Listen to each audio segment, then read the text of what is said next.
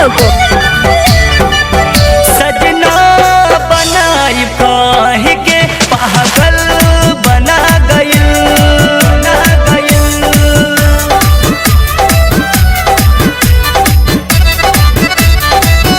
सजना बनाई कह के पागल बना गइल तोहर सिवा दोसर के ना होखेम तोहर सिवा दोसर के ना होखेम इहे कह के दोसर के भइल सजना बनाई कह के पागल बना गइल सजना बनाई कह के पागल बना गइल।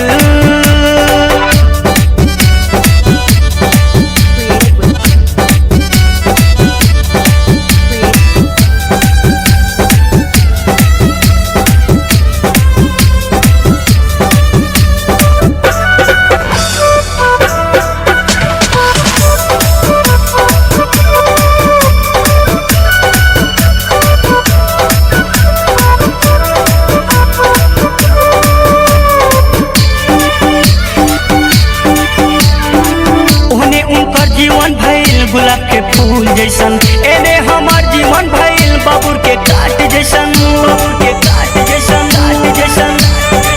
ओने उनकर जीवन भइल गुलाब के फूल जैसन एने हमार जीवन भइल बाबुर के काट जैसन सुख दुख संगे बिताई कही सुख दुख संगे बिताई कह के हमके छोड़ के दूसर के भइल सजना बनाई कह के पागल बना गइल सजना बनाई कह के पागल बना गइल।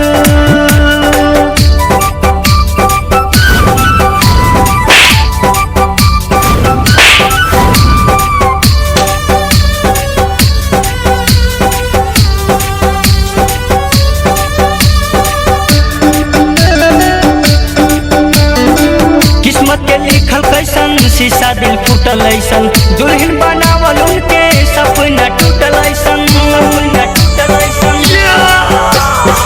किस्मत के लिखल कैसन शीशा दिल फूटल जैसन दुल्हन बनावल उनके सपना टूटल ऐसन वो अपन यारे के संग खुश बारी वो अपन यारे के संग खुश